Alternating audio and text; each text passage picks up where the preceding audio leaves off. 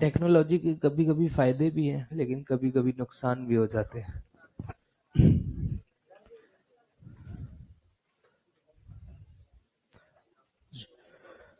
हाँ भाई, ऐसा कुछ था होमवर्क 12th का जो मुझे डिस्कस करना था। ठीक है भाई, चलिए भैया, तो आगे बढ़े इसी के साथ। पिछली क्लास में मैंने जो पढ़ा था उसमें कुछ आप पूछना चाहें तो पूछ सकते हैं, अदरवाइज फिर आगे बढ़ते हैं। ठीक, तो रिवीजन वगैरह करना शुरू कर दिया आप लोगों ने? करते रहिए साथ ही साथ, है ना। क्वेश्चन की प्रैक्टिस करते रहिए धीरे धीरे। ठीक है, अगर चैप्टर क्लियर नहीं है तो नोट्स वगैरह को रेफर करिए, लेकिन यह है कि लगातार करते रहिए। अभी समय मिल रहा है, आगे जाकर के समय इतना मिल नहीं पाएगा। ठीक है, अभी तो क्या है कि सेशन स्टार्ट हुआ है, ज़्यादा क्लासेस हुई नहीं है, तो अभी ये मान लीजिए कि अभी एक आध हफ्ता फिर भी काफ़ी रिलैक्स रहेगा आपका। लेकिन धीरे धीरे क्या होगा कि चीज़ें स्पीड अप होने लग जाएंगी। जब चीज़ें स्पीड अप होने लग जाएंगी तो 12th का होमवर्क भी आने लग जाएगा, है ना।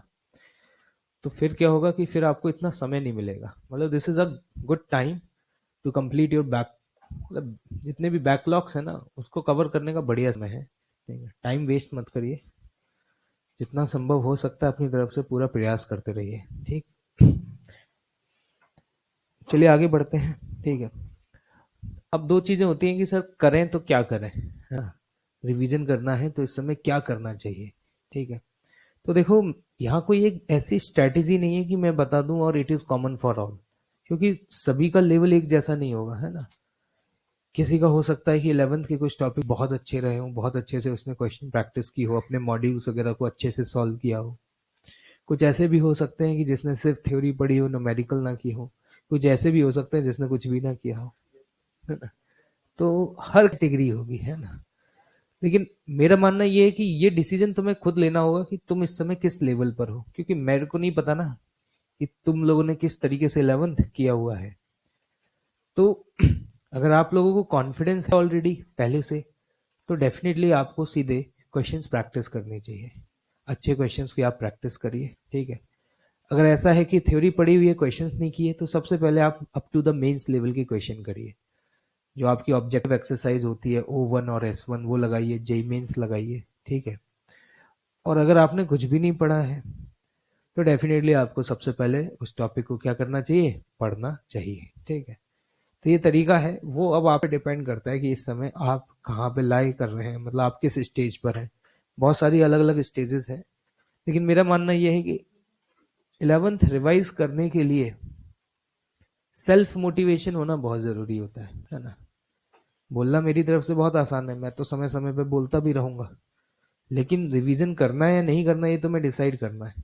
ठीक है, अब जैसे उस दिन का सेशन हुआ, मैंने बोला था, आप में से कुछ लोगों ने किया, कुछ ने नहीं किया। अब नहीं करोगे मत करो, मैं यहाँ कॉपी चेक थोड़ी करूंगा, या मैं यहाँ पे बैठ करके ये चेक थोड़ी करूंगा कि तुमने कितने अटेम्प्ट किए हैं, कितने अटेम्प्ट नहीं किए।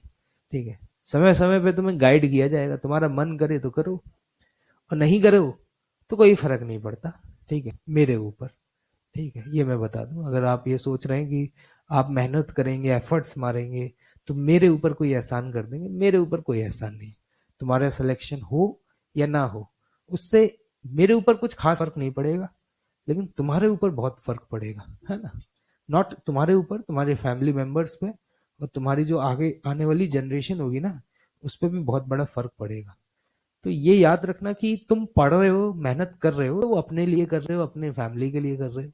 ठीक है, मेरे ऊपर कोई एहसान नहीं। ठीक है, मेरे कॉन्सेप्ट एकदम क्रिस्टल क्लियर है, मुझे पता है कि मुझे क्या करना है, मेरा फोकस भी एकदम क्लियर है। ठीक है, मुझे अपने आप को मोटिवेट करने की जरूरत नहीं है, मोटिवेशन से लबालब मैं भरा हुआ हूँ ओवर तक। ठीक, तो मुझे पता है कि मुझे क्या करना है, मैं अपना काम करता रहूंगा जिस एनर्जी से मैंने सेशन स्टार्ट किया है, थ्रू आउट द सेशन, है ना। चाहे ऑप्टिक्स चल रहा हो, चाहे इलेक्ट्रोमैग्नेटिज्म हो, मॉडर्न फिजिक्स हो, चाहे फिजिक्स का आखिरी चैप्टर चल रहा हो, थ्रू आउट द सेशन आप वही लेवल की एनर्जी देखेंगे जिस लेवल की एनर्जी से मैंने स्टार्ट किया है। ठीक है, मतलब ऐसा बिल्कुल भी नहीं होगा कि शुरुआत के चैप्टर तो बहुत अच्छे से पढ़ा दिया, आखिरी में घास काट दी, है ना, जो कि जनरली हिंदुस्तान में ज्यादातर ऐसा होता है। ठीक है, या फिर वो चैप्टर्स तो मैंने बहुत अच्छे से पढ़ा दिए जो चैप्टर मेरे फेवरेट थे, ठीक है। उसके बाद वो चैप्टर जो जेई के पॉइंट ऑफ व्यू से बहुत इंपॉर्टेंट है उसको मैंने ज़्यादा वेटेज ही नहीं दिया, ऐसा बिल्कुल भी नहीं होगा, ठीक है। हर चीज़ बहुत वेल प्लान्ड है। और इवन मैं आपसे ये प्रॉमिस कर सकता हूँ कि वो चैप्टर्स जो हिंदुस्तान में लोगों के लिए चैलेंज है, जो लोगों के लिए सबसे टफेस्ट चैप्टर्स हैं, वो आपके लिए सबसे आसान हो जाएंगे, ठीक है। वो आपके लिए क्या हो जाएंगे, सबसे आसान। आसान चैप्टर तो हर कोई पढ़ लेता है, लेकिन जो टफ चैप्टर को भी आसान बना करके पढ़ ले, यही तो अपने आप में क्या है, क्वालिटी है। तो जो यहाँ का सिस्टम है, नए लोग हो काफी ज्यादा, उनको पता नहीं होगा, लेकिन मैं आपको बता दूं कि अगर आप पढ़ने वाले हो, ठीक है, पढ़ाई से मतलब है और अपने सिलेक्शन से मतलब है, तो यहाँ पे पढ़ाई लिखाई के अलावा कुछ और हो नहीं सकता, ठीक है। मेरे इतने सालों के टीचिंग एक्सपीरियंसेस और मुझे तो लगभग सभी इंस्टीट्यूट्स के बारे में पता है, तो इतना मैं जानता हूँ कि this is one of a best academic system, क्योंकि यहाँ पे पढ़ाई के अलावा कोई और चर्चा होती ही नहीं, ठीक है। फालतू की कोई भी एक्टिविटीज कोई ज्यादा होती ही नहीं। जितने भी लोग हैं वो कंप्लीटली डिवोटेड है यहाँ पे, जितने भी लोगों से तुम मिलोगे, जितने भी एजुकेटर्स हैं, जो भी यहाँ पढ़ा रहा है, काफी वेल एक्सपीरियंस हैं सभी लोग, अपने फील्ड के बड़े खिलाड़ी हैं, ठीक है। इससे पहले जहां थे वहां भी बहुत बड़े खिलाड़ी रहे हैं, ठीक है। और सबके गोल क्रिस्टल क्लियर है, मतलब 1% भी कंफ्यूजन नहीं है, ठीक है। तो अगर तुम्हारा इंटरेस्ट सच में पढ़ने में तो बहुत मजा आएगा, ठीक है। और तुम्हें मौज मस्ती करने में, चिल्लाने में, है ना, शायरियां सुनने में बहुत मजा आता है, तो गलत जगह आ गए हो, मैं पहले ही बता दूं आपको, नहीं आएगा मजा, ठीक है। आपको बिल्कुल भी मजा नहीं आएगा, क्योंकि उन लोगों के लिए जिनको मौज मस्ती करनी है, मजा नहीं आ रहा, ठीक है, उनके लिए ये प्लेटफॉर्म नहीं है, ठीक है। क्योंकि अन अकेडमी की कोटा की जो टीम है, this is one of the best academic team from all over the India. अभी मैं बोलूंगा ज्यादा तो तुम्हें लगेगा तारीफ कर रहे हैं अपनी, ठीक है, लेकिन वक्त के साथ धीरे धीरे ये बात तुम्हें एहसास होने लग जाएगा, ठीक है। चाहे जितने भी ऑल ओवर द इंडिया या ऑल ओवर द वर्ल्ड जितने भी एग्जाम्स होते हैं, चाहे वो एनएससीपी का हो, आईएनपीएचयू का हो, आईपीएचयू का हो, आईयूएम हो, आरएम हो, वॉट एवर, कुछ भी होता हो, ठीक है, जो one of the toughest exams हैं, उसके सबसे पहले लाइव सॉल्यूशंस अगर कोई टीम लाती है तो वो टीम है कौन, अन अकेडमी कोटा टीम। ये शायद आपको नहीं पता होगा, ये अपने आप में एक बहुत बड़ा अचीवमेंट है, ठीक है। आईएनपीएचयू में 3 घंटे में 6 सवाल आते हैं, ठीक है। अच्छे अच्छे लोग, बहुत बड़े बड़े धुरंधर जो है, उनकी बैंड बज जाती है, ठीक है। और आज तक के इतिहास में कोई भी रेयर ही एक आध कोई ऐसा होगा कि लोग उसमें लाइव सॉल्यूशन लाते हो, लेकिन हमारा ये रिकॉर्ड है कि पेपर आने के बाद 2 या 3 घंटे के अंदर हम लाइव सॉल्यूशंस के साथ आ जाते हैं, ठीक है। तो इससे तो तुम्हें ये बात समझ में आ गई होगी कि हमारी जो स्ट्रेंथ है एकेडमिकली वो बहुत ताकतवर है। दुनिया में लोग बाहर कुछ भी बोलते हो, लेकिन सबको हम ओपन चैलेंज देते हैं। क्या देते हैं, ओपन चैलेंज है, ठीक है। लोग होता है ना बाहर कि ये ऐसा है वैसा है, तो कोई कुछ भी बोल ले, हम कहते हैं कि अगर इतनी हिम्मत है तो आमने सामने आ जाओ। जगह एक बाहर के 10 के बराबर है, और वो तुम देख ही रहे होगे, ठीक है। और वक्त के साथ ये बात तुम्हें धीरे धीरे धीरे अपने आप फील होने लग जाएगी, क्योंकि तुम लोग बाहर से आए हो तो तुम्हें जल्दी फील हो जाएगा। जो यहीं पले बड़े हैं उनको फील नहीं होगा, है ना। जो बाहर से आया, जिसने ठोकरें खाई हैं, जिसने चोट खाई है, तो उसको क्या है कि अलग अलग जगह का थोड़ा थोड़ा टेस्ट पता होता है, ठीक है। तो ऐसे लोगों को क्या होता है कि जल्दी एहसास हो जाता है। तो तुम लोगों को ये चीजें बहुत जल्दी फील होने लग जाएंगी, विद इन 2 to 3 months आप इस सिस्टम को बहुत अच्छे से समझ जाएंगे। जो यहाँ के हैं, यहीं पले बड़े हैं, वो ज्यादा इज्जत नहीं देंगे, ठीक है। क्योंकि जिसको पहले ही दिन प्लेट में पनीर मिल गई हो, है ना, तो पहले दिन टेस्ट जब कराया गया हो तो उसको बटर पनीर मसाला मिला हो, तो उसके लिए पनीर की कोई कीमत नहीं है। अब जिस इंसान को पहले दिन आलू की सब्जी मिली हो, ठीक है, और उसको संघर्ष करना पड़ा हो उस पनीर की सब्जी तक पहुंचने के लिए, तो उस पनीर की कीमत वो समझता है। तो मुझे पता है कि इस बैच में ज्यादातर स्टूडेंट इस कीमत को आने वाले, ठीक है, 2 से 3 महीने में बहुत अच्छे से समझ जाएंगे, ठीक है। लास्ट ईयर भी मैंने इसी तरीके से एक बैच लिया था EC1, तो उसमें भी ऐसा था कि सारे बच्चे बाहर से थे, ठीक है। तो शुरुआत में वो थोड़ा सा डिस्टर्बेंस तो रहता है, लेकिन 2 या 3 महीने के बाद ऐसा था कि वो एकदम भक्त बन चुके थे, ठीक है। भक्त मतलब उनको समझ में आ गया था कि क्या सही है और क्या गलत है। तो ये है कि rather than to distract yourself, ठीक है, फोकस करना पढ़ाई पे, मस्त होकर के पढ़ना, ठीक है, कुछ और करने की जरूरत नहीं है। जिनका सिलेक्शन होता है उन्हें खुद पता नहीं चलता कि वो कब सेलेक्ट हो जाते हैं, और जिनका सिलेक्शन नहीं होता वो रोज बैठ करके सिर्फ और सिर्फ यही सोचते थे कि अगर मैं आज से पढ़ना शुरू कर दूंगा तो क्या आईआईटी बॉम्बे मिल जाएगा, है अगर मैं आज से शुरू कर दूंगा। जो लोग ये सोचते रहते हैं आज से शुरू कर दूंगा, आज से शुरू कर दूंगा, मैं सच बता रहा हूँ वो कभी शुरू कर ही नहीं पाते और उनका जीवन ऐसे निकल जाता है और आगे जाकर के वो काउंसलर बन जाते हैं। फिर वो ये बताते हैं कि बेटा इतनी रैंक पर ये कॉलेज मिलता है और इतनी रैंक पर ये कॉलेज, क्योंकि उनका समय तो जब जेई की प्रिपरेशन के दौरान इन्हीं सब चीज़ों में निकल गया। ठीक है, तो मेरा मानना ये है कि उन सब चीज़ों में अपना टाइम वेस्ट मत करना। ठीक है, जिस दिन सिलेक्शन हो जाएगा तो मैं अपने आप पता चल जाएगा कि कितने मार्क्स पे कौन सा कॉलेज मिलता है और कौन सी ब्रांच तुम्हारे लिए एरिया ऑफ इंटरेस्ट है। तो अभी तो सिर्फ और सिर्फ एक ही चीज़ पे फोकस करना। ये मत सोचना कि मुझे सिलेक्शन चाहिए, मुझे टॉप रैंक चाहिए, नहीं नहीं, मुझे कुछ नहीं चाहिए। मेरी जो प्रोसेस है, जेई की जो प्रोसेस है, उस प्रोसेस को मुझे बहुत सिंसियरली फॉलो करना है, बस ये दिमाग में रखना। ठीक है, रिजल्ट की परवाह मत करना, क्योंकि एक दिन में या 5 दिन में या 1 महीने में कोई बहुत बड़ा चमत्कार नहीं हो सकता। ठीक है, लेकिन जो प्रोसेस है जेई की प्रिपरेशन की, उस प्रोसेस को फॉलो करना, you will love it, you will enjoy this journey. ठीक है, अंत क्या होगा, कहाँ पहुंचेंगे, सफर कैसा रहेगा, इन सब की परवाह किए बना सिर्फ और सिर्फ जो प्रोसेस चल रही है उसको फॉलो करना। परफेक्शन तो नहीं आ पाएगा, लेकिन हाँ ये है कि कोशिश करते रहोगे तो दर्द बहुत होगा, लेकिन उस दर्द में भी तुम्हें मजा बहुत आएगा। ठीक है, तो उस दर्द को एंजॉय करो और मजा लेते हुए आगे बढ़ो। ठीक है, क्योंकि जेई का सफर ये अपने आप में लोगों के लिए काफी चैलेंजिंग इसलिए है क्योंकि यहाँ पर अंत में जीत या हार से ज्यादा चैलेंजिंग है कि लास्ट मोमेंट तक मैदान में टिके रहना। आजकल की तो जनरेशन इतनी एडवांस हो चुकी है कि अब तो मात्र 20 या 30% लोग बचते हैं जो आखिरी तक पहुंच करके जेई जैसे एग्जाम्स की बहुत सिंसियर क्या करते हैं, प्रिपरेशन करते हैं। तुम्हें क्या लगता है 10 लाख या 12 लाख लोग जो पेपर दे रहे हैं इस समय मेंस का, क्या सभी लोग सीरियस होते हैं? मैं आपको बता दूं कि उनमें से मैक्सिमम टू मैक्सिमम 3 से 4 लाख लोग ही होते हैं जो बहुत सीरियस होते हैं। ठीक है, उन 3-4 में भी आप ये मान के चलिए बहुत सीरियस तो 50,000 या 1 लाख ही होते हैं। ठीक है, जिन्होंने अच्छे से सिलेबस कंप्लीट किया होता है। ज़्यादातर लोग बीच में ही छोड़ देते हैं। तो गिव अप मत करिएगा। ठीक है, चैलेंजेस आएंगे, एक्सेप्ट करना, और ज़िंदगी जीने का असली मज़ा वही है। ठीक है, मुझे एक बात समझ में आती है कि मैंने जेई की प्रिपरेशन इसलिए शुरू नहीं करी थी, मेरा इंटरेस्ट था। मैंने जेई की प्रिपरेशन इसलिए शुरू करी थी क्योंकि मैं जहाँ कोचिंग पढ़ने जाया करता था, कोचिंग मतलब लोकल ट्यूशन क्लासेस, तो वहाँ पर एक भैया जो मुझे पढ़ाया करते थे उन्होंने ये बोला था कि ये बहुत टफ होता है और हर किसी के बस का नहीं है, मतलब ये एक आम आदमी निकाल नहीं सकता। तो मुझे ये लगा कि ऐसा भी कौन सा एग्ज़ाम है, ठीक है, कि लोग कह रहे हैं कि आसान नहीं है।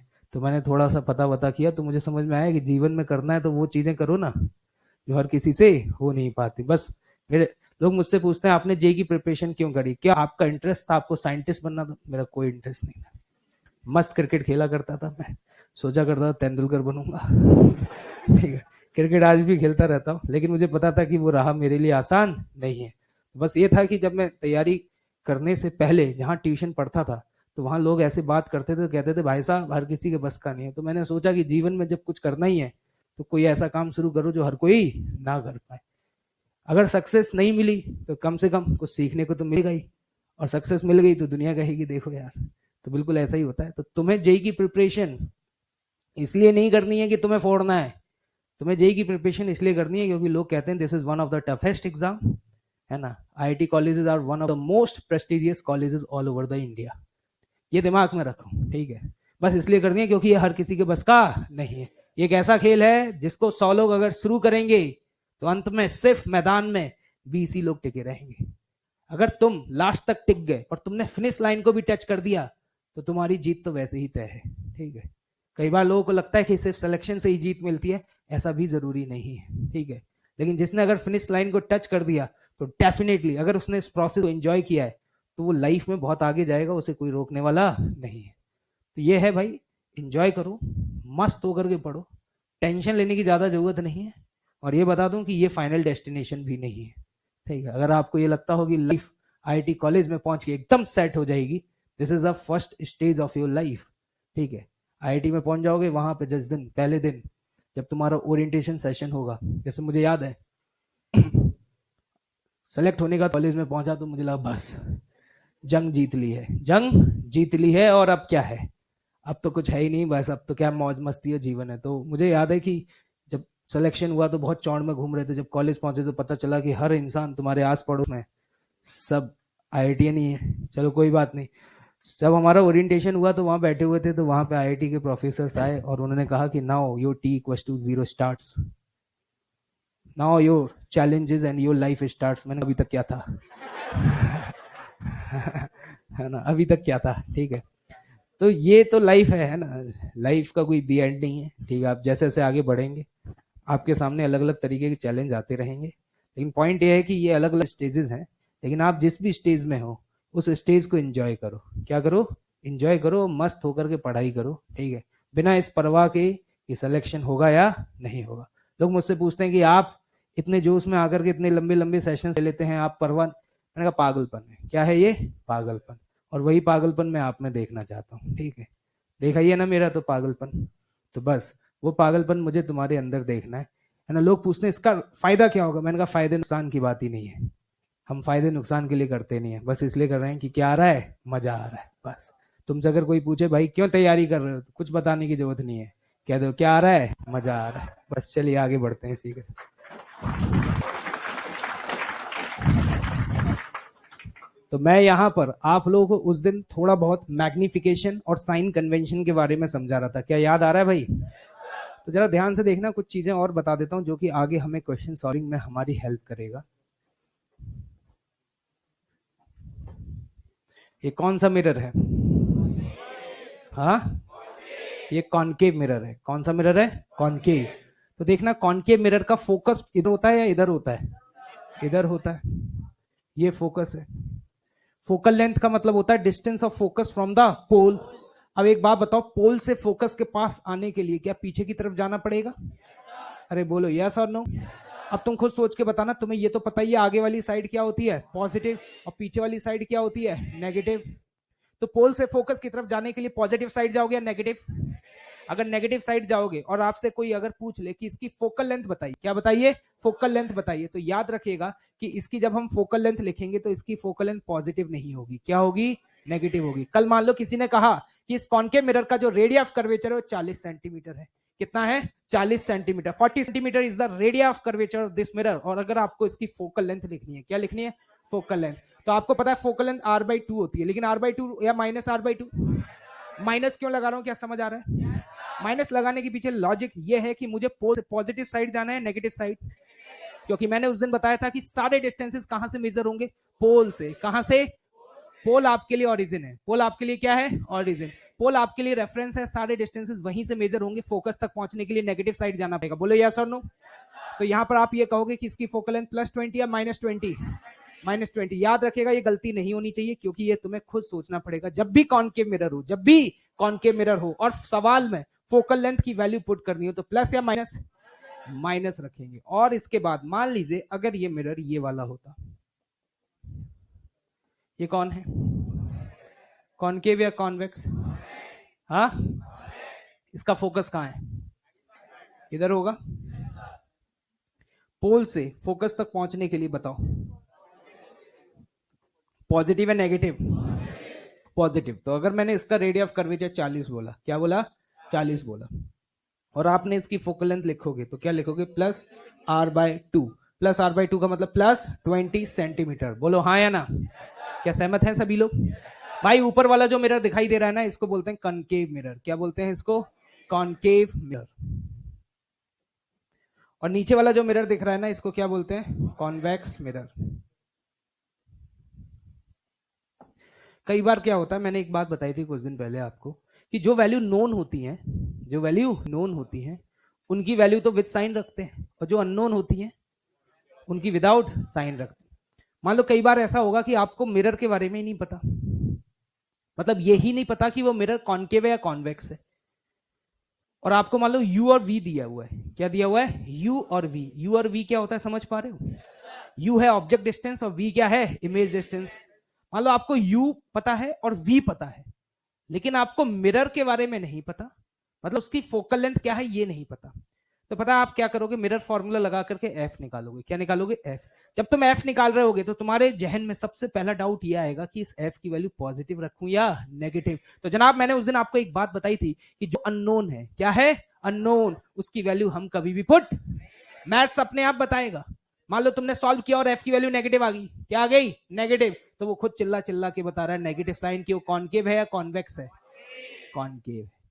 तो कभी भी ऐसा सवाल आएगा जहां पे मिरर के नेचर के बारे में नहीं पता होगा तो आपको टेंशन लेने की जरूरत नहीं है। मिरर फॉर्मूला लगाइए, फोकल लेंथ निकालिए, अगर फोकल लेंथ पॉजिटिव आ जाए तो कॉन्वेक्स होगा, और अगर फोकल लेंथ नेगेटिव आ जाए तो कॉन्केव होगा। बोलो क्लियर है? इस बात को नोट कर लीजिएगा क्योंकि आगे इसका हम क्या करेंगे? यूज करेंगे।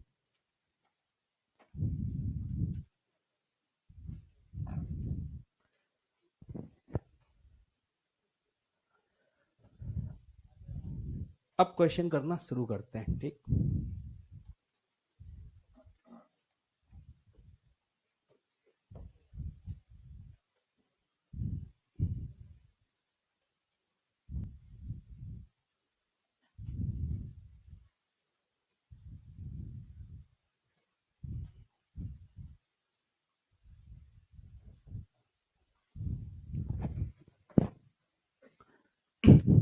लिखिएगा क्वेश्चन, छाप लो छाप लो। उस दिन मैंने वो तो सब बता दिया था ना, meaning of magnification. Magnification positive है नेगेटिव है, याद आ रहा है? अभी पता चल जाएगा, रुक जाओ 2 मिनट। कितना आता है तुम्हें?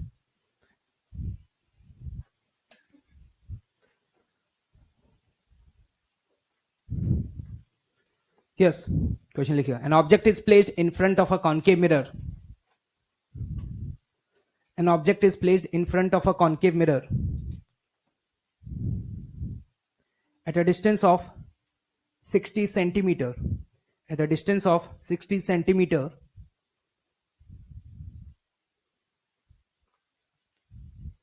and the radius of curvature 40 centimeter. And the radius of curvature 40 centimeter.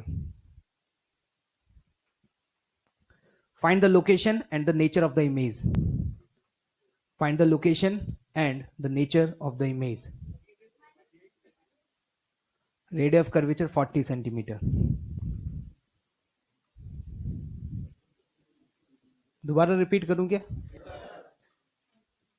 An object is placed in front of a concave mirror at a distance of 60 centimeter, and the radius of curvature is 40 centimeter. Find the location and the nature of the image.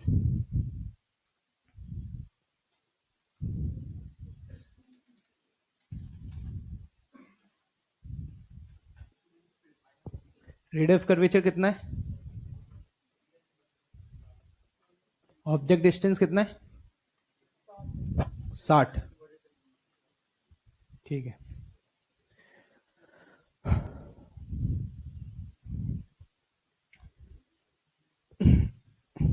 करो करो, try करो।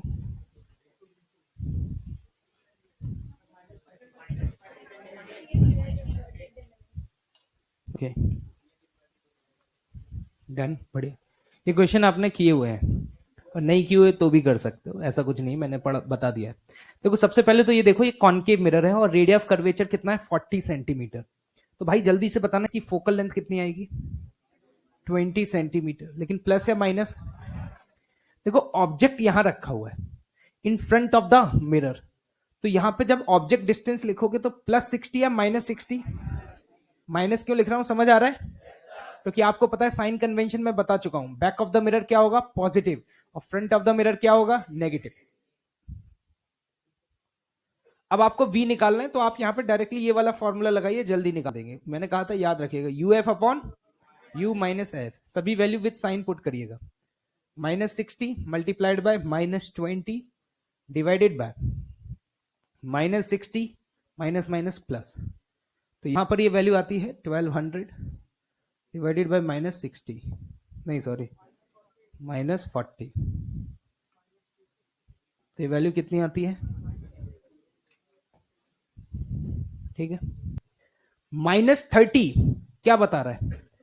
पीछे या आगे? आगे।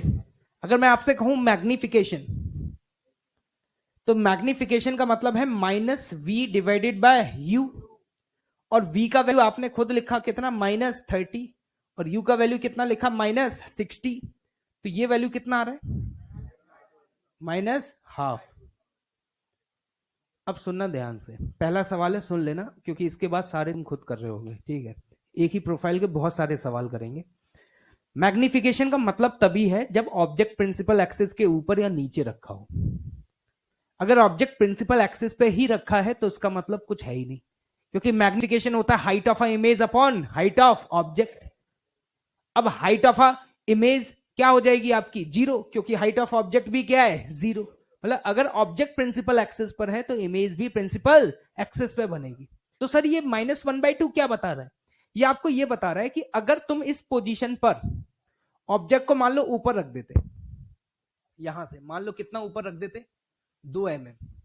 कितना ऊपर रख देते? 2 mm। ये 2 mm क्या हो गया? h0। कितना हो गया? h0। तो ये बताना चाह रहा है कि यहां पर आप लिखोगे क्या? HI/H0, यस और नो? h0 की वैल्यू क्या रखोगे? 2। तो देखो यहां से HI की वैल्यू क्या आ गई?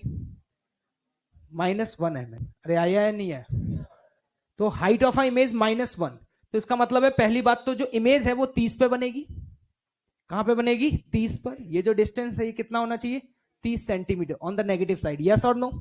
अगर ऑब्जेक्ट प्रिंसिपल एक्सिस से 2 mm ऊपर है तो इमेज 1 mm नीचे बनेगी। तो यहां पे तुम्हारी इमेज यहां पर बनेगी और ये डिस्टेंस कितना होगा? 1 mm। तो यहां पे अगर नेचर की बात की जाए तो पहली चीज रियल या वर्चुअल? अगर फ्रंट में है तो क्या होगा? रियल। तो पहले तो हम कहेंगे कि भैया रियल। अब इरेक्ट या इन्वर्टेड? इन्वर्टेड, क्योंकि ऑब्जेक्ट प्रिंसिपल एक्सिस के ऊपर है तो इमेज प्रिंसिपल एक्सिस के नीचे है, तो यहां पे क्या आएगा? इन्वर्टेड।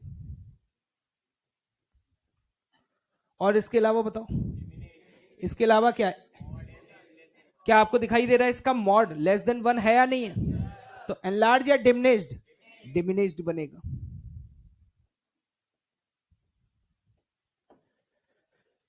ये 3 चीजों की जरूरत पड़ेगी। किसी को कोई तकलीफ तो नहीं है? पहला सवाल है, क्या क्लियरली समझ में आ गया है भाई? ठीक है। मैग्निफिकेशन का सेंस समझ में आया क्या है हुआ? ठीक है। -1/2 ये बताना चाह रहा है कि अगर ऑब्जेक्ट प्रिंसिपल एक्सिस के 2 mm ऊपर है तो इमेज प्रिंसिपल एक्सिस से 1 mm ऊपर या नीचे? नीचे बनेगी। यहां पर कई बार आपको रे डायग्राम्स वगैरह की भी जरूरत पड़ सकती है।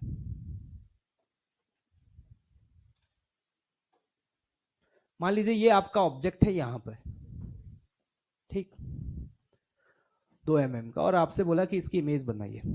तो आपको पता है कि image is a point of intersection of reflected ray. तो तुम्हें कितनी इंसिडेंट रे चाहिए? 1 या 2? 1 या 2? 2 चाहिए। तो मान लो मैंने एक ऐसे बनाई, ऐसे टकराई पोल पे, तो आपको पता है पोल पे टकरा के ऐसे ही निकल जाएगी। बोलो यस और नो? ये है पहली रे, ठीक। कोई भी 2 रे बनानी है, कोई भी 2 रे बनानी है। तुमने इसका ये देखा था रेडियस ऑफ कर्वेचर कितना था? कितना था रेडियस ऑफ कर्वेचर? 40 था। तो इसका ये मतलब समझ आ रहा है, इसका सेंटर यहां पे होगा, सेंटर ऑफ कर्वेचर 40 पे होगा ना भाई? तो आपको मैंने उस दिन बात बताई थी कि अगर कोई भी रे सी से पास हो जाए, कहां से पास हो जाए? सी से, ठीक है। एक मिनट यार,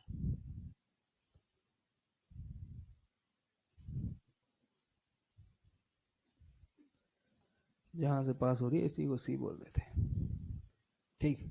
अगर सी से पास हो जाए, कहां से? सी से पास हो जाए, तो जाने वाली और आने वाली क्या एक सेम रे होगी क्या?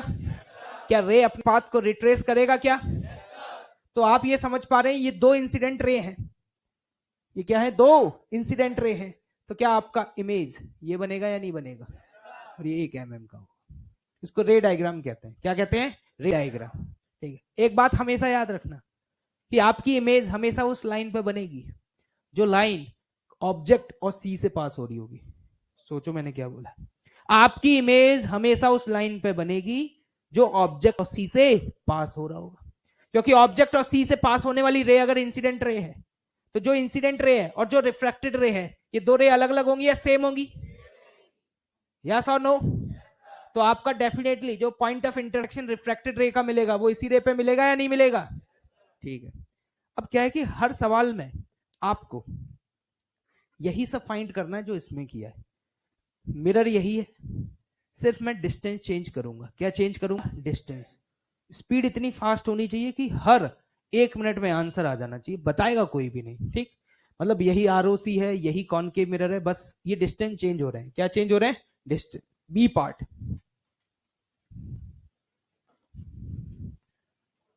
Object is placed at 30 centimeter. C part, object is placed at 10 centimeter. D part,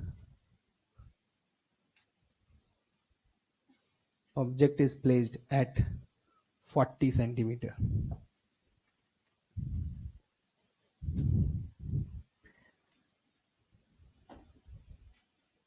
चलो भाई, तुम्हारा समय शुरू हुआ, फटाफट करना एकदम, मतलब पेन भी कहे कि बस रहम कर। Your time starts. Quick.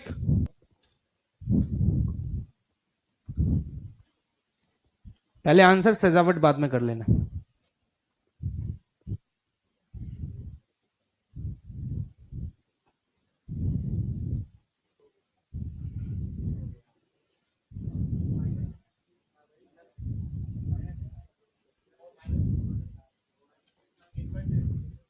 बोलना नहीं है, बोलना किसी को नहीं है, शांत शांत बिल्कुल, ऐसा लगना चाहिए क्लास में सिर्फ मैं हूं और कोई नहीं है।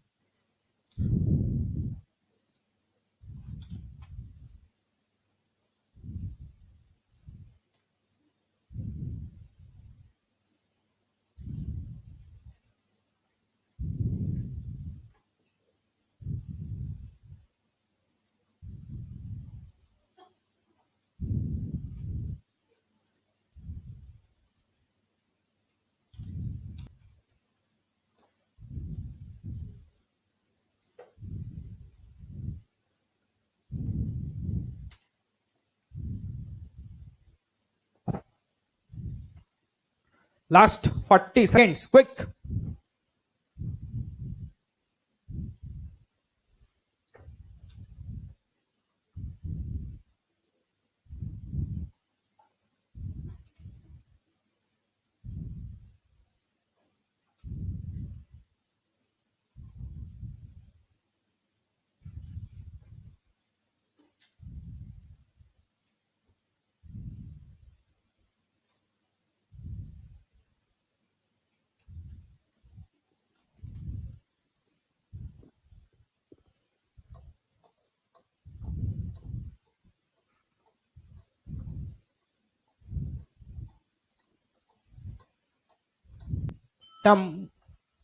Times up.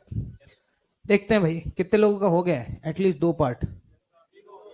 3 हो गए, बहुत बढ़िया। चलिए मैं आता हूं यहाँ पे बी पार्ट पे आता हूँ। लेट्स सी, देखना यहाँ पे यू की वैल्यू आप -30 रखोगे, आप सॉल्व किया होगा तो यहाँ पे v -60 आ रहा होगा। आ रहा है? ठीक है, पक्का। कैसे आया समझाऊं क्या?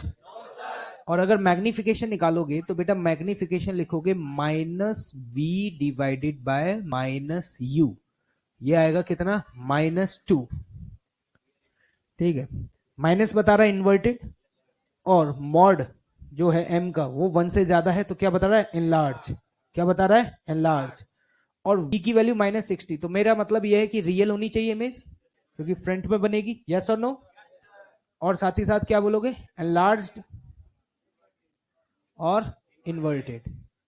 क्या यही आया क्या आप सभी का? अभी अगर आप ध्यान से देखो ना, तो आपका जो ऑब्जेक्ट है ना, वो फोकस और सी के बीच में रखा हुआ है। एफ और सी, एफ समझ रहे हो क्या है? फोकस। सी है 40 पे और फोकस है 20 पे, और ये कहां रखा है? 30। तो सी और एफ के बीच में रखा है ना भाई। तो कभी भी कोई ऑब्जेक्ट सी और एफ के बीच में रखा होगा तो उसकी जो इमेज बनेगी वो ध्यान से देखना, बियॉन्ड द सी बन रही है। कहां बन रही है? बियॉन्ड द सी। हाँ या ना? और साथ ही देखना मैग्निफिकेशन जो आ रहा है वो -2 ये बता रहा है कि ये इमेज हमेशा कैसी बनेगी? एनलार्ज और इन्वर्टेड। क्या सभी का हो गया क्या? अब आते हैं सी पार्ट पर। सी पार्ट में यू की जो वैल्यू है वो है आपकी -10 सेंटीमीटर, और अगर मैं यहाँ पे v निकालता हूँ सॉल्व करके तो v होगा uf -10 इंटू -20 डिवाइडेड बाय -10 -20, यही होगा ना भाई। माइनस माइनस क्या हो जाएगा, प्लस। बिल्कुल भाई। तो ये आ गया 200 डिवाइडेड बाय 10। क्या आप सभी का 20 आ रहा है क्या?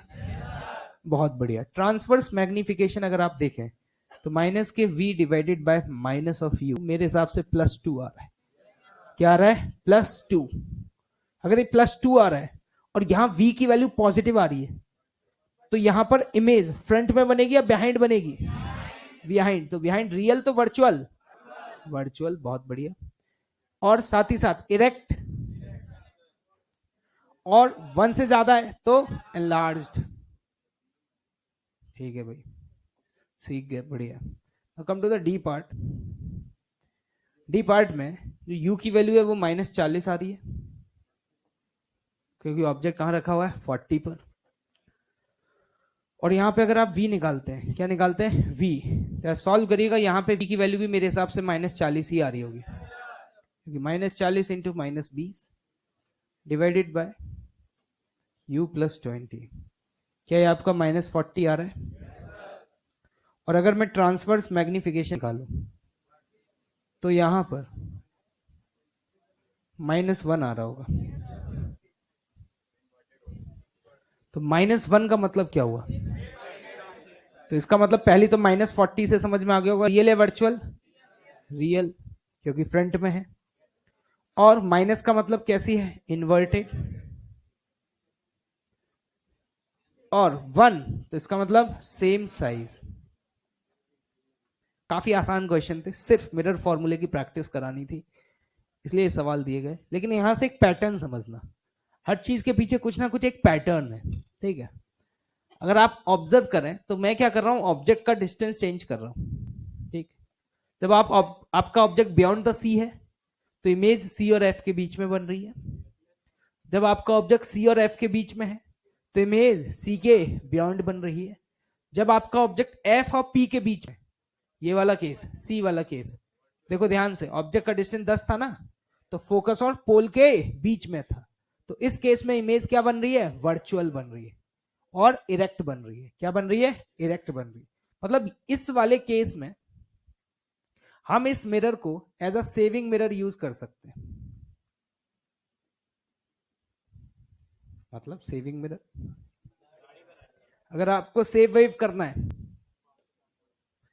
तो कॉनकेव मिरर को आप इस तरीके से रखिए कि आपका फेस उसके पोल और फोकस के बीच में आए, तो आपका काम हो जाएगा। क्योंकि पोल और फोकस के बीच में आएगा तो आपकी इमेज कैसी बनेगी? लार्ज, आपको बहुत क्लियर व्यू दिखेगा, ठीक है। इरेक्ट बनेगा। क्या बनेगा? इरेक्ट बनेगा, जैसा कि देख पा रहे हैं। तो कई बार ऐसे सवाल भी पूछे जा सकते हैं कि ऑब्जेक्ट को कहां रखा जाए कि हम इस कॉनकेव मिरर को as a shaving mirror use कर पाए। तो हम कहेंगे किसके बीच में? पोल और फोकस के बीच में। यस और नो? ठीक है, समझ गए, बहुत बढ़िया। अगर मैं यहां पर ऑब्जेक्ट को फोकस पे रखता, ऑब्जेक्ट को फोकस पे रखता तो इमेज इंफिनिटी पे बनती। अगर आप u की वैल्यू ना 20 लेते, क्या लेते? 20। तो u की वैल्यू अगर आप 20 ले लेते ना तो नीचे वाला टर्म टेंस टू 0 हो जाता, तो इमेज कहां पे बनती? इंफिनिटी पर। मतलब ये बात याद रखना कि अगर ऑब्जेक्ट फोकस पर रखा है, किस पे? फोकस पे, तो इमेज कहां बनेगी? इंफिनिटी पर, ठीक है। अब सुनना, मान लो तुमने अभी पीछे जितने भी सवाल सॉल्व किए, इन सारे सवालों में जो तुम्हारा ऑब्जेक्ट था, ये पता है रियल था। क्या था? रियल। क्या था? रियल। अब बात करूंगा वर्चुअल की। वर्चुअल का मतलब क्या होता है? Behind the mirror. अब पहली बात तो तुम सोचो कि अगर इस ऑब्जेक्ट को बिहाइंड द मिरर रख दोगे तो कहानी बनेगी नहीं, क्योंकि इस मिरर को अगर मिरर के पीछे ही रख दिया तो रिफ्लेक्शन होगा ही नहीं। Now the point is that what is the meaning of virtual object. क्योंकि वर्चुअल का मतलब ये समझ में आता है कि बिहाइंड द मिरर, यस और नो। लेकिन सर ये भी कह रहे हैं कि अगर तुमने ऑब्जेक्ट मिरर के पीछे रख दिया तो रिफ्लेक्शन होगा ही नहीं। तो क्या वर्चुअल ऑब्जेक्ट हो सकता है? मैंने उस दिन आपको बताया था कि ऑब्जेक्ट का मतलब ये नहीं होता कि there is a something, there is a matter, है ना। ऑब्जेक्ट का मतलब ऑप्टिक्स में सिर्फ और सिर्फ इतना होता है, the point of intersection, the point of intersection of incident raise. मान लीजिए कि यहां से आने वाली जो रेज है, ये रेज ये ऐसे आ रही है,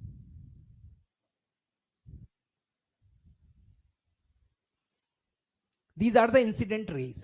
ये रेज अगर आप देखें तो इस तरीके से आ रही है, यहां पे टकराने के बाद ये ऐसे निकली, ठीक, ऐसे आई और ऐसे गई, ठीक। इस किसी पॉइंट पे ये टकराई, येलो वाली इंसिडेंट है और ब्लू वाली रिफ्लेक्टेड है, क्या सभी को दिख रहा है? तो आपसे यहां पे ये पूछा जाएगा, फाइंड द डिस्टेंस, क्वेश्चन लिखिएगा, find the distance of point of intersection, find the distance of the point of intersection of reflected rays,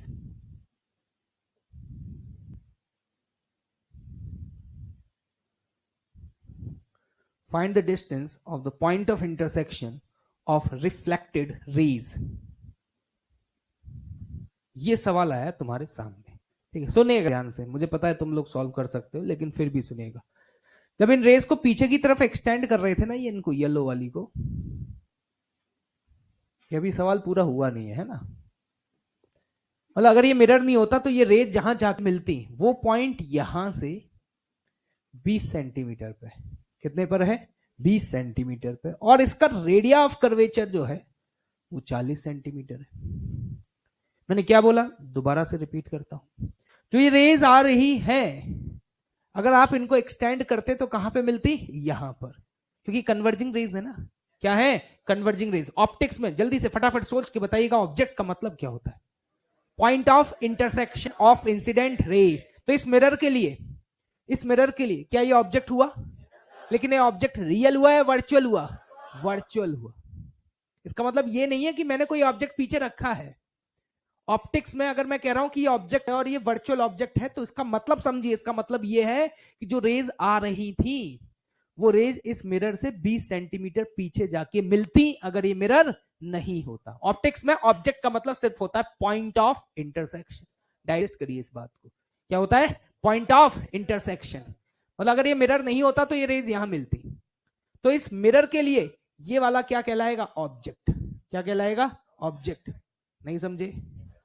समझे या नहीं? अब ये सोचो, ये रिफ्लेक्टेड रे है, तो जहां पर रिफ्लेक्टेड रे का पॉइंट ऑफ इंटरसेक्शन होगा, क्या वो इमेज कहलाएगा? तो मैं ये कहूंगा कि ये डिस्टेंस जो है वो v होगा। क्या होगा? v। और ये वाला डिस्टेंस जो है वो u होगा। यस और no? Now the point is that, ध्यान से देखिएगा, क्या मैं कह सकता हूं कि आज u की वैल्यू +20 होगी? +20 क्यों लिख रहा हूं, समझ में आ रहा है? और अगर मैं आपसे पूछूं फोकल लेंथ कितनी होगी, वो -20 होगी। तो बेसिकली आपको क्या निकालना है? v निकालना है। क्या निकालना है? v। यार u की वैल्यू +20 क्यों रखी, समझ में आ रहा है? क्योंकि जो रेज आ रही है उनका point of intersection positive side में, नेगेटिव साइड में? Positive negative? पॉजिटिव साइड में आने वाली रेज का। तो अब तुम सोचो कि अगर v निकालोगे बेटा, तो uf 20 into -20 divided by u minus f, तो ये देखो कितना आया। और अगर मैं आपसे पूछूं मैग्निफिकेशन बता दूं, -10 डिवाइडेड बाय क्या लिखोगे? u, और u की वैल्यू कितनी है? 20। ये कितना आया? Half, plus half. इसका मतलब क्या है? -10 क्या बता रहा है? ये डिस्टेंस पीछे की तरफ है, और -10 का मतलब कितना हुआ? यहां से 10 पीछे की तरफ। और ये रियल इमेज या वर्चुअल इमेज? Real image. और ये मैग्निफिकेशन 1/2 क्या बता रहा है? ये 1/2 ये बताना चाह रहा है कि मान लो अगर ये रेज प्रिंसिपल एक्सिस से 2 mm ऊपर मिलती, कितना ऊपर मिलती? 2 mm, तो इसकी जो इमेज बनेगी वो प्रिंसिपल एक्सिस से ऊपर तो बनेगी, क्योंकि ये मैग्निफिकेशन पॉजिटिव या नेगेटिव? पॉजिटिव। लेकिन हाफ है, तो अगर वो 2 mm है तो ये डिस्टेंस कितना होगा? 1 mm। यस और नो? अगर तुम ध्यान से देखो तो ऑब्जेक्ट का डिस्टेंस 20 है,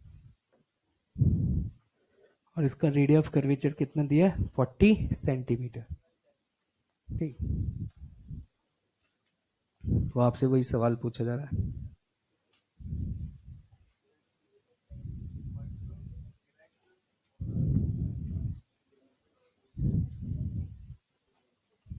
कितने लोगों का आंसर इनफाइनाइट आ गया है? इन्फिनिटी किसी का आ रहा है क्या? इन्फिनिटी क्यों? ऑब्जेक्ट फोकस पर नहीं रखा है? हाँ, फोकस किधर है? ये कॉनकेव का फोकस इधर होगा या इधर होगा?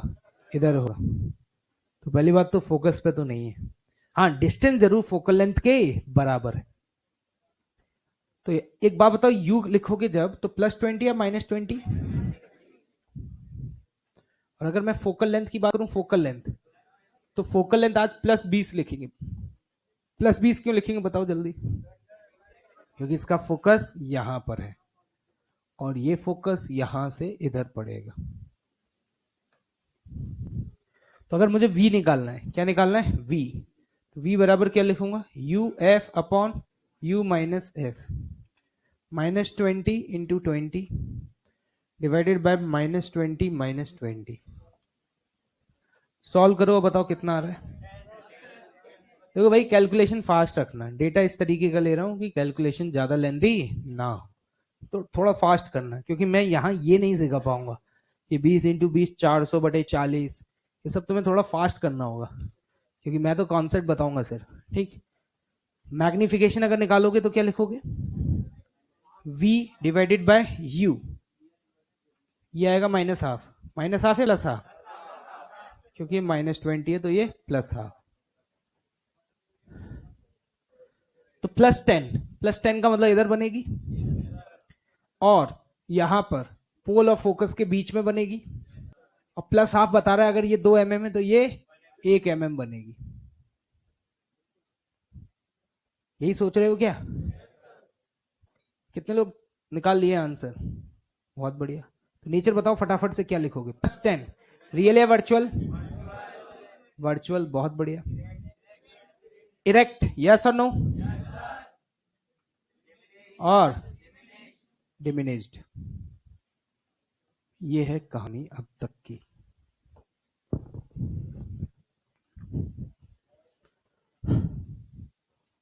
ठीक है, ये कॉन्वेक्स मिरर है। क्या है? Convex mirror.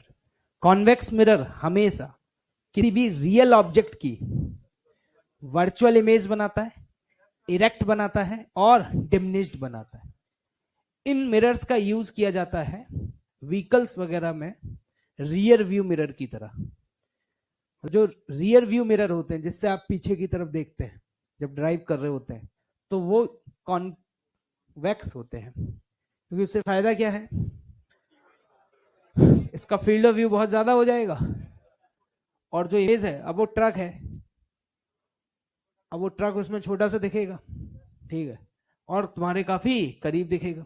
उस पर लिखा भी होता है, अगर उस पर देखा हो आपने, अंग्रेजी में कुछ लिखी होती लाइन कि वो जितने पे है वो उतना तुम्हें दिखाई नहीं देगा, उसके पास दिखेगा। कभी पढ़े हो अंग्रेजी? हाँ, वो यही बता रहा होता है। वो है तो एक्चुअली में 20 पर, लेकिन जब तुम मिरर की हेल्प से देखोगे तो तुम्हें कितने पे लगेगा? 10 पर। ठीक है,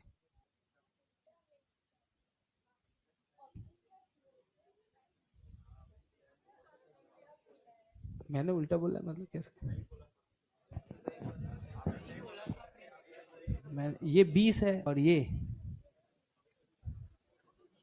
ठीक है, जो मैं देखो, मुझे तो वो लाइन वैसे ही याद नहीं है।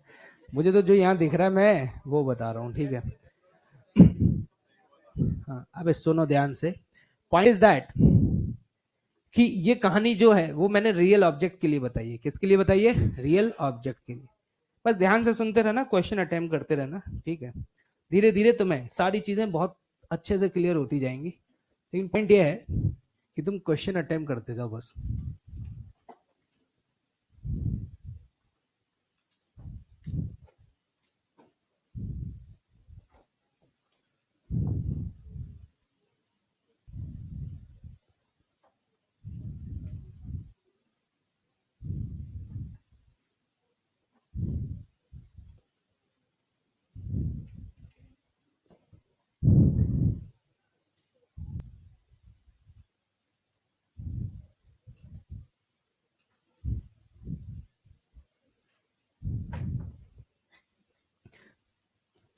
देखो यहां पर क्या है कि एक प्लेन मिरर रखा हुआ है और इधर एक कॉन्वेक्स मिरर रखा हुआ है, आराम से देखो, और ये एक ऑब्जेक्ट रखा हुआ है, ये रहा प्लेन मिरर। क्या है ये? Plane mirror. ठीक, ये डिस्टेंस 30 और ये डिस्टेंस कितना है? 50। अब पॉइंट ये है कि यहां से रेज निकलेंगी, ऐसे जाएंगी,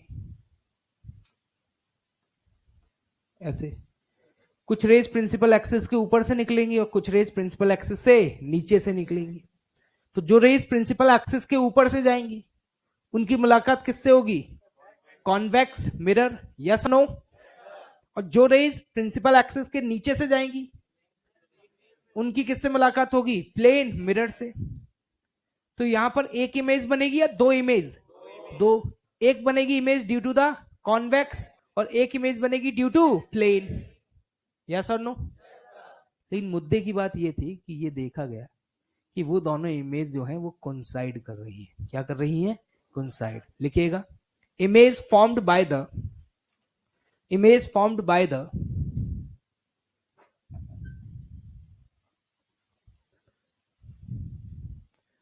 spherical mirror and the plane mirror, spherical mirror and the plane mirror are coinciding. Image formed by the spherical mirror and the plane mirror are coinciding. Then find the focal length of convex mirror. Then find the focal length of convex mirror.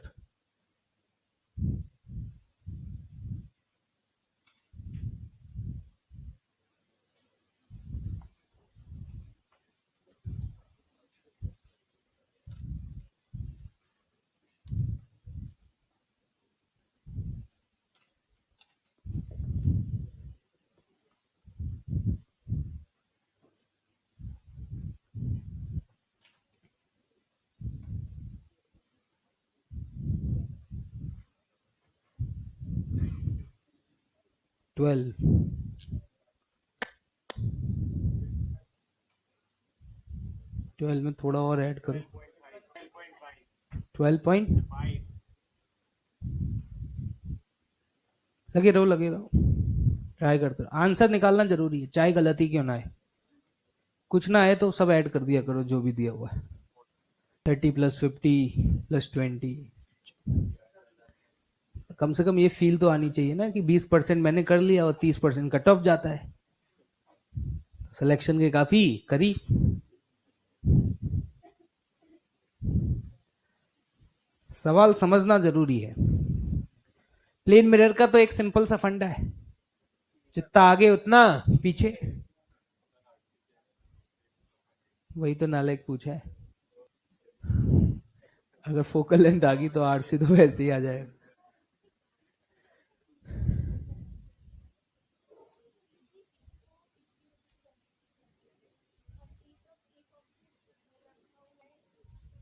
Raise draw करना, ray draw करो, रे बनाओ।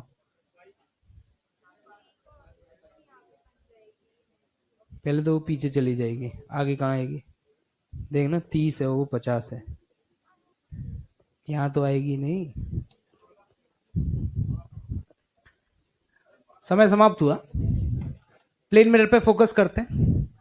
अगर plane mirror को देखोगे तो ये साफ साफ क्लियरली समझ में आ रहा है कि अगर डिस्टेंस 30 है तो यहां से 30 पे बनेगी और ये टोटल कितना है? 50। तो पहली बात तो वो इधर बनेगी या पीछे बनेगी? पीछे।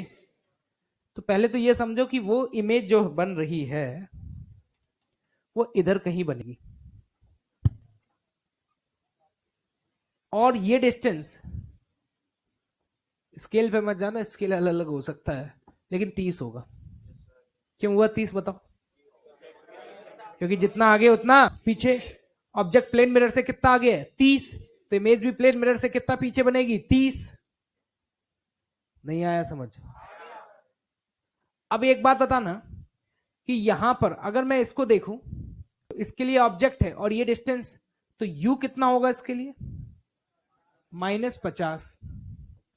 लेकिन अगर मैं v की बात करूं v, तो ये इमेज है क्योंकि जो प्लेन मिरर की इमेज है वही कॉन्वेक्स की है, क्योंकि दोनों की इमेज क्या कर रहे हैं, कोइंसाइड। ऐसा क्वेश्चन कह रहा है, मैं नहीं कह रहा। यस और नो? तो आपको खुद पता चल रहा है कि ये जो इमेज है वो यहां से कितने डिस्टेंस पे होगी, 10 सेंटीमीटर। 10 कैसे आया, समझ आ रहा है? क्योंकि टोटल 60 है, ये 50 है, तो 60 - 50 कितना आ गया, 10। तो v आ जाता है +10।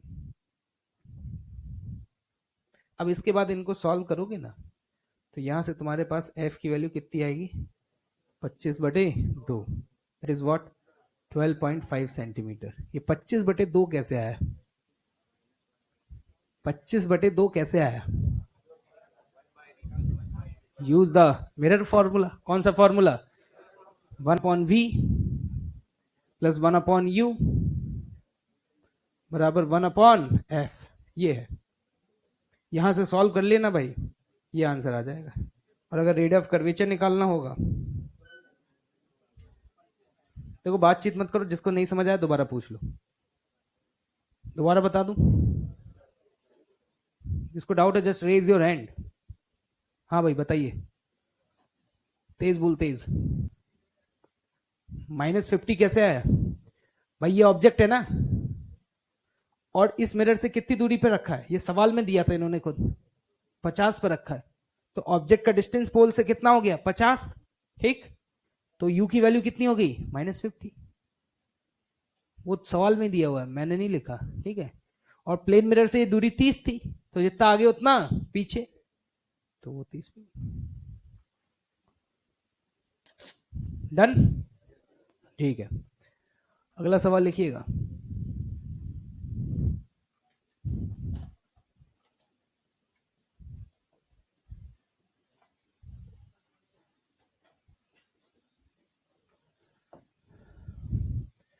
Image formed by a concave mirror, image formed by a concave mirror is 2 times magnified, is 2 times magnified.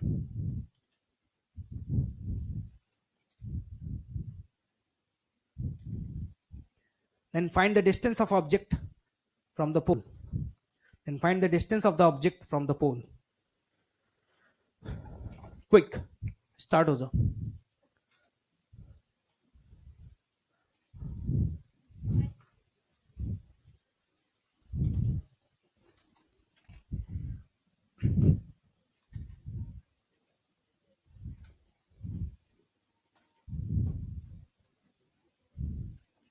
Question क्या समझ में आया, खड़े हो जाओ, क्वेश्चन रिपीट करो।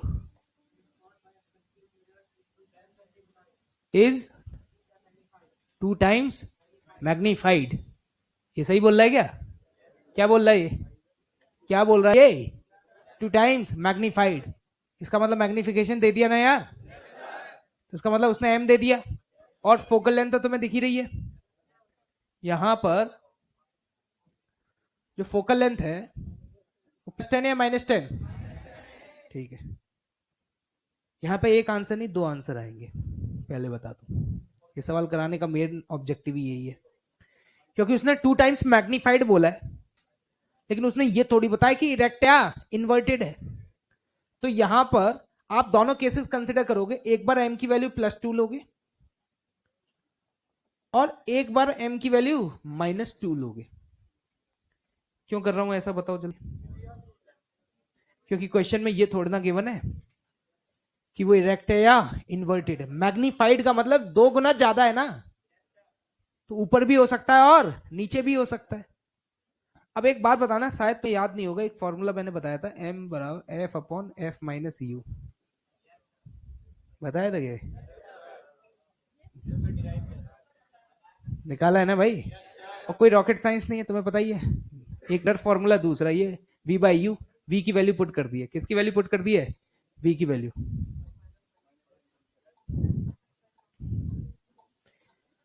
ठीक, अब देखना यहां से m की वैल्यू यहां से रखी +2, क्या रखी, +2। जो वैल्यूज दी गई है विद साइन रखना, याद रखना, जो दी गई है विद साइन रखोगे, जो नहीं दी गई उसका साइन पुट नहीं करोगे। -10 डिवाइडेड बाय क्या लिखोगे, -10 माइनस यू, ठीक है। यहां क्या -5 क्यों सॉल्व करोगे, u की वैल्यू साइन के साथ नहीं रखी जाएगी। इसको सॉल्व करा, ये कितना आया 5, यहाँ पे ले गए तो ये आया -10 माइनस यू बराबर -5। आराम से देखो यार, कोई दिक्कत नहीं है। u बराबर कितना आ रहा है -5, माइनस क्या बता रहा है, रियल ऑब्जेक्ट या virtual object, real object. Minus क्या बता रहा है, रियल ऑब्जेक्ट है, क्योंकि नेगेटिव साइड आ रहा है। और कितने डिस्टेंस पे आ रहा है, 5 सेंटीमीटर, कितने पर 5। यही तो मैं सिखा रहा था, तुम्हें नहीं सोचना कि रियल है या वर्चुअल है, पॉजिटिव आएगा negative, this is the beauty of mathematics, वो अपने आप बताएगा तुम्हें। जो नहीं पता उसका साइन कभी भी पुट मत करना। तो यहां से u की वैल्यू -5 ये बता रही है कि आपका ऑब्जेक्ट अगर यहां से 5 सेंटीमीटर की दूरी पर है और अगर आपने ऑब्जेक्ट को यहां रखा तो इसकी इमेज मैग्नीफाइड बनेगी, ठीक। दूसरे वाले केस में इस वैल्यू को क्या रखोगे, -2 बराबर -10 divided by -10 minus you, 5 -10 minus you बराबर 5। तो यहां से u बराबर कितना आया -15। तो ये दोनों आंसर होंगे। अगर मल्टीपल करेक्ट क्वेश्चन आता है और वहां पे ये दोनों ऑप्शन दिए हुए हैं 5 और 15, तो कौन सा टिक करोगे, 5 या 15, दोनों क्यों करोगे, समझ में आ रहा है, ठीक है। पहली बार में लोग ये आंसर तो निकाल देते हैं लेकिन ये नहीं सोचते हैं, क्योंकि उनके दिमाग में मैग्नीफाइड का मतलब बस 2 रहता है, लेकिन 2 और -2 दोनों केसेस पॉसिबल है ना भाई। तो यहां भी हो सकता है आपका ऑब्जेक्ट, और ये डिस्टेंस कितना होगा 15 सेंटीमीटर। सोच लो आराम से, हो नहीं रहे तुमसे, हो रहे हैं, नहीं हो रहे हैं, समझ में आ रहा है, ठीक है भाई, ठीक है। तो मैं एक चीज बताता हूँ, जो तुमने थोड़ी देर पहले कॉनकेव मिरर का सवाल किया था ना, उसमें फोकल लेंथ 20 थी, कितनी थी 20। तो देखा 30, एक पैटर्न समझना है ना, 30 20 60 और 60 20 30। तो ये क्या है, अगर फोकल लेंथ 20 है और तुम्हारा ऑब्जेक्ट 30 पे है तो इमेज 60 पे बनेगी, और अगर आपका ऑब्जेक्ट 60 पे है तो इमेज 30 पे बनेगी। दोनों केस में जो इमेज बनेगी वो रियल बनेगी और इन्वर्टेड बनेगी, यस और नो। एक बार आपका जो मैग्निफिकेशन है वो -2 आएगा और एक बार मैग्निफिकेशन -1/2 आएगा। ये मैं करा चुका हूं, ये मैं करा चुका हूं, देख सकते हैं। आपको अगर विश्वास नहीं है तो पेज पलट करके देख लो, देख लो। 30 20 60 ये याद कर लेना। अब क्या होगा कि बार बार मैं अलग अलग कॉम्बिनेशन के सवाल दूंगा, लेकिन उसमें हर बार फोकल लेंथ 20 रखूंगा।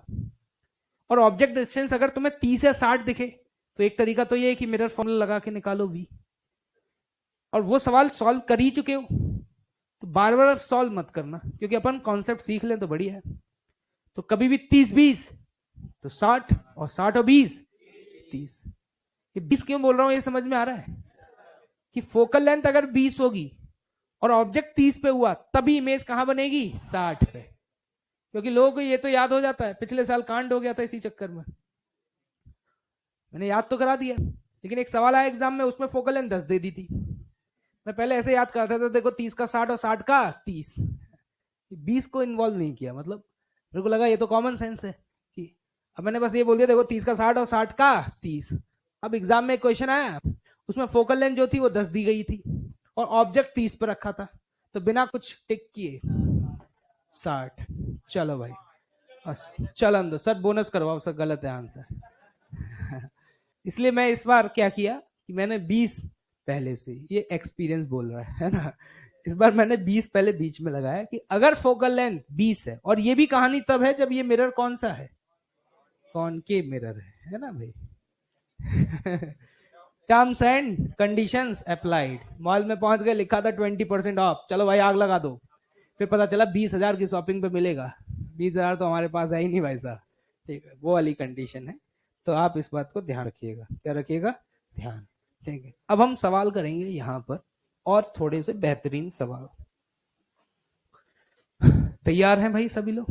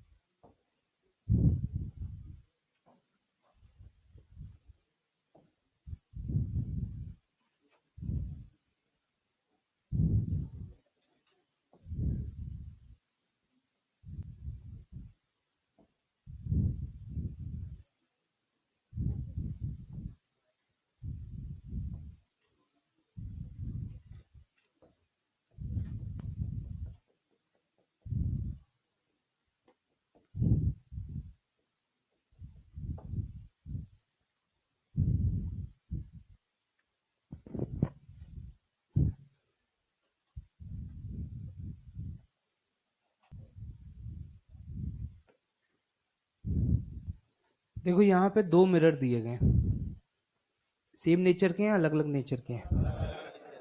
कौन कॉनकेव है कौन कॉन्वेक्स है, जल्दी बताओ। ये दिख जाता है सबको? ये बताओ कौन सा है? अरे गजब यार, तुम तो वैसे ही सेलेक्ट हो जाओगे। और ये कौन सा है? क्या बात है।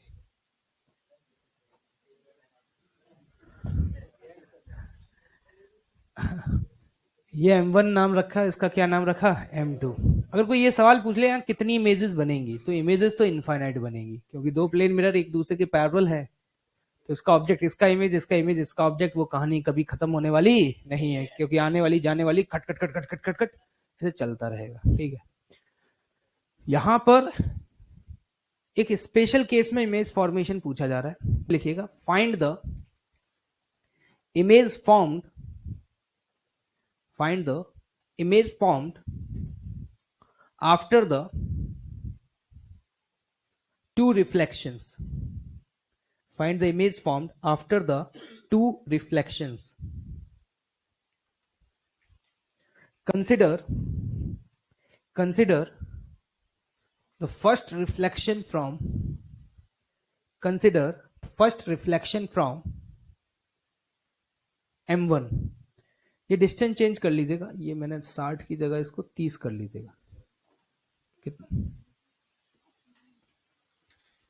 मैंने कहा था सॉल्व कर, क्वेश्चन तो अभी पूरा हुआ ही नहीं था, सॉल्व कैसे कर लिया?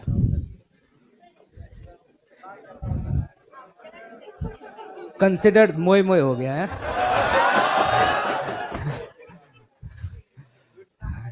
क्योंकि जब तक सवाल ही नहीं पूरा हुआ, इसको घुमा के भी पूछा जा सकता था, है ना?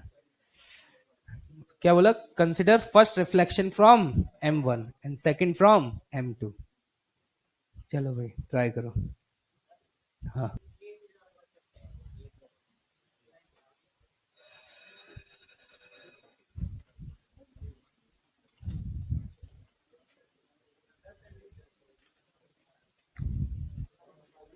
अब इसके बाद भी क्लास होगा ना मैथ्स का?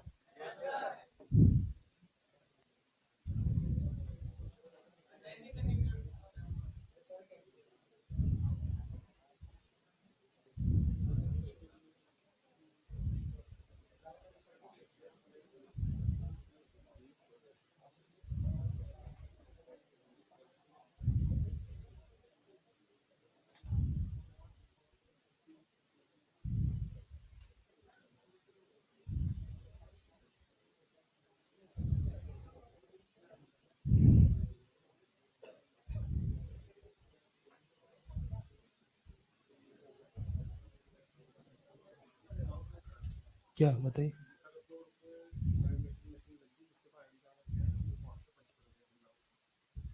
ठीक है, थर्ड फ्लोर पे जिन लोगों के पास आईडी कार्ड आ चुका है, वो थर्ड फ्लोर पे पंचिंग मशीन लगा हुआ है। वहां पे जब भी आप कैंपस में एंटर करते हैं और जब भी एग्जिट करते हैं, तो वहां पर आपको उस कार्ड से इन और आउट का पंच करना है।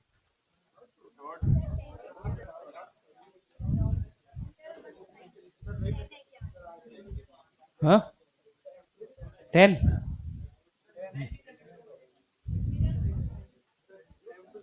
निकाल लो सभी लोग।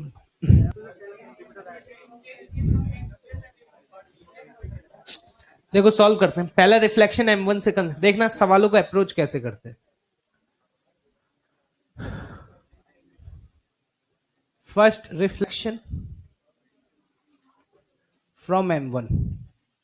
ठीक, अगर M1 मैंने आपको ये पहले भी बताया कि अगर ऐसा हो कि कभी भी मल्टीपल ऑप्टिकल डिवाइसेस हैं, तो एक बार में एक ही डिवाइस पे क्या करें? फोकस।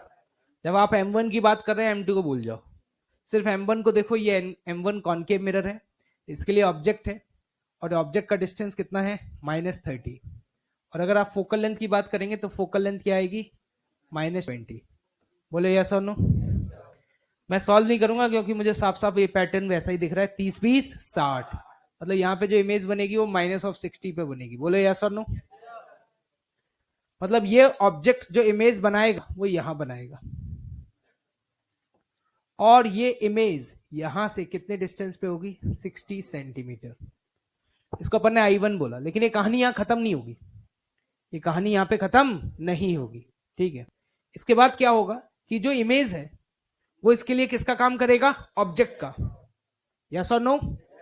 अगर वो इसके लिए ऑब्जेक्ट का काम करेगा तो आपको समझना होगा टोटल डिस्टेंस 80 है, ये 60 है, तो ये कितना है, 20 है। तो जब मैं सेकंड रिफ्लेक्शन कंसिडर करूंगा,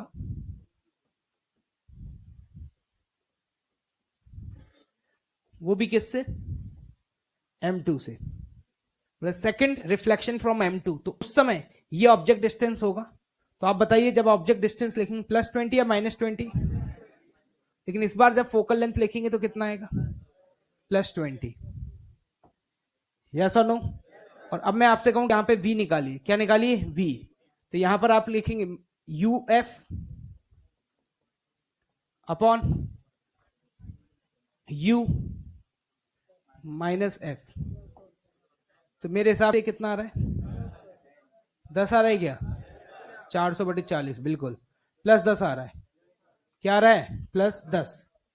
तो इसका मतलब है कि इमेज यहां से इधर बनेगी और ये I2 होगा और ये 10 सेंटीमीटर पे बनेगा।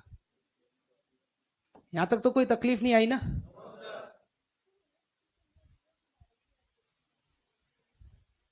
तो ये फर्स्ट है, ये सेकंड है।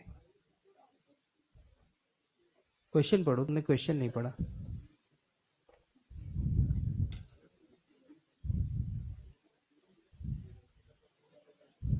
क्वेश्चन लिखा करो पूरा प्रॉपर। लिखा है क्वेश्चन में, क्या लिखा है, consider first reflection from M1 and the second reflection from M2। तो इसका मतलब क्या हुआ कि आपको पहला रिफ्लेक्शन यहाँ, इमेज बहुत सारी बनेंगी, मैं उन बहुत सारी की बात नहीं कर रहा। अरे सुनो यार, मैंने यहां से रे ड्रॉ करी, देखिएगा ध्यान से, ये रे ऐसे बनाई और ये रे मान लो ऐसे बनाई, टकराने के बाद जब ये जाएंगी तो ये ऐसे निकलेगी और ये ऐसे निकलेगी, ठीक। ये कहानी होगी फर्स्ट रिफ्लेक्शन फ्रॉम M1। जब इस मिरर पे पहुंचेंगी तो ये मिरर पूछेगा कहां से आ रही है, अरे पूछेगा ना यार, तो कहां से आ रही है मतलब कहां पे इसका पॉइंट ऑफ इंटरसेक्शन है। तो इस मिरर को तो ऐसा लगेगा यहां से आ रही है, तो पहले वाले की इमेज दूसरे के लिए किसका काम करेगी, ऑब्जेक्ट का, और फिर यहां से ये रेज इस तरीके से रिफ्लेक्ट होंगी।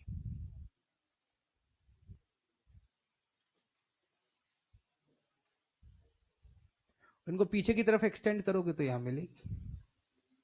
ये होगा इसका रे डायग्राम। कौन सा डायग्राम, रे डायग्राम। दोबारा बताऊं क्या है, आराम से हो, ठीक है। अब मैं यहां पर एक और बात बताता हूं, सुनना ध्यान से। पहले वाले केस में अगर मैं आपसे पूछूं कि मैग्निफिकेशन की वैल्यू क्या आ रही है, मैग्निफिकेशन की वैल्यू क्या आ रही है, तो मैग्निफिकेशन की वैल्यू लिखोगे -V, ठीक है, -V डिवाइडेड बाय U, -2 आ रहा है, यस और नो। और अगर आप दूसरे वाले केस में पूछोगे मैग्निफिकेशन कितना आ रहा है, तो दूसरे वाले केस अगर मैग्निफिकेशन देखोगे तो -20 डिवाइडेड बाय U, उल्टा लिख दिया सर, V ऊपर लिख दिया था, +10 डिवाइडेड बाय -20, जो कि +12 आ रहा है। अरे चेक करो, यस और नो।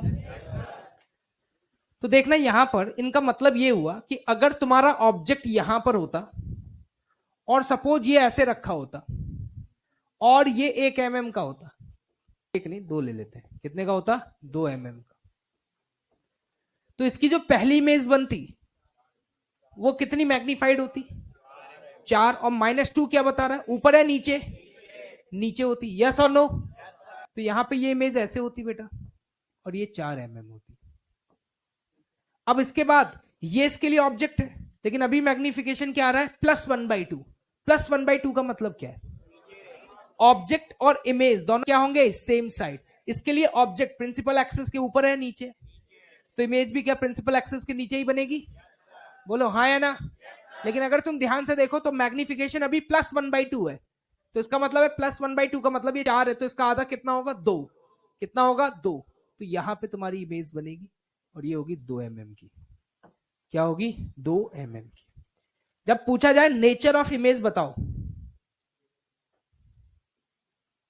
तो इमेज का अगर नेचर देखते हैं तो हमेशा नेचर की बात जब भी करते हैं तो विद रेस्पेक्ट टू ऑब्जेक्ट करते हैं। किसके रिस्पेक्ट में करते हैं? ऑब्जेक्ट, जो आपका एक्चुअल में ऑब्जेक्ट था। और एक्चुअल में ये वाला ऑब्जेक्ट था या ये वाला था? ये था ना भाई, दिस वॉज योर ऑब्जेक्ट। तो अगर इस ऑब्जेक्ट के रिस्पेक्ट में बात करोगे तो ये ऑब्जेक्ट है, ये इमेज है। तो पहले तो ये बताओ, इमेज रियल है वर्चुअल है? वर्चुअल है। ये कैसे पता चला? फ्रंट या बिहाइंड? बिहाइंड। अब बताना इसके रिस्पेक्ट में इरेक्ट है इन्वर्टेड है? इरेक्ट या इन्वर्टेड? इन्वर्टेड है। एनलार्ज या डिमिनिश्ड? इसका भी 2 mm है, इसका भी 2 mm है, सेम साइज है। क्या है? Same size. ये तो आपने इस तरीके से निकाला, पहले इसका मैग्निफिकेशन निकाला फिर इसका मैग्निफिकेशन निकाला। एक और तरीका बताता हूं, कभी भी अगर मल्टीपल रिफ्लेक्शंस हो रहे हैं तो आप नेट मैग्निफिकेशन को m1 इंटू m2 लिख सकते हैं। इसका प्रूफ आप घर पे बैठ के सोचिएगा, नेक्स्ट क्लास में डिस्कस करेंगे। नेट मैग्निफिकेशन क्या लिख सकते हैं? m1 into m2। आप सक्सेसिव जितने भी रिफ्लेक्शन होते जा रहे हैं हर किसी का इंडिविजुअल मैग्निफिकेशन निकालिए, ट्रांसफर्स और मल्टीप्लाई कर दीजिए। पहला वाला मैग्निफिकेशन बताओ कितना आया था, और दूसरा वाला कितना आया था? कितना है? क्या हुआ? किसकी क्लास में आया? मेरी तो खत्म होगी बेटा, मैं तो जाने वाला हूँ। प्लानर में टाइमिंग चेंज हो जाती है, तुम्हें शायद पता नहीं चलेगा। चलो बैठ जाओ, अब तो क्या है, मोए मोए हो गया। तो भाई देखना, नेट मैग्निफिकेशन -1 आ रहा है। तो अगर तुम सीधे नेट मैग्निफिकेशन निकाल लेते तो ये सब ड्रामा करने की जरूरत ही नहीं थी। अभी तो चलो मैं रे से बना बना के बता रहा हूं, लेकिन तुम्हारे पास एग्जाम में इतनी फुर्सत थोड़ी ना होगी कि ये डायग्राम बन नहीं उसके लगा करके तुम्हें तो तुरंत आंसर निकालना पड़ेगा। तो तुम क्या करना, तुरंत नेट मैग्निफिकेशन, जितनी बार रिफ्लेक्शन हुआ सबके मैग्निफिकेशन मल्टीप्लाई कर दो। अब ये -1 आ रहा है, माइनस क्या बता रहा है? इन्वर्टेड। और साथ ही साथ 1 क्या बता रहा है? Same size. यस और नो? तो इस तरीके से आज के बाद नेचर देख पाएंगे। क्या समझ में आया? नहीं आया? एक बार में एक पे फोकस करना। जब m1 की बात करो तो m2 को भूल जाओ, जब m2 की बात करो तो m1 को भूल जाओ। जो m1 ने इमेज बनाई है क्या उसके लिए ऑब्जेक्ट का काम करेगी? m1 से निकलने वाली रिफ्लेक्टेड रे जब यहां पहुंचेगी तो इसको ऐसा लगेगा कि ये इंसिडेंट रे है। क्या है? ये इंसिडेंट रे है। Thank you so much. Homework लिखिएगा। अगर किसी को मैकेनिक्स रिवाइज करना हो तो आज रात को 10 बजे यूनिट एंड डायमेंशन से लेके WP तक के, ठीक है, PYQ of JEE mains, PYQ of JEE mains का एक सेशन है, उस लिंक मैंने शेयर कर दिया है, ठीक है, रात को 10 बजे से। हाँ मैं ही लूंगा,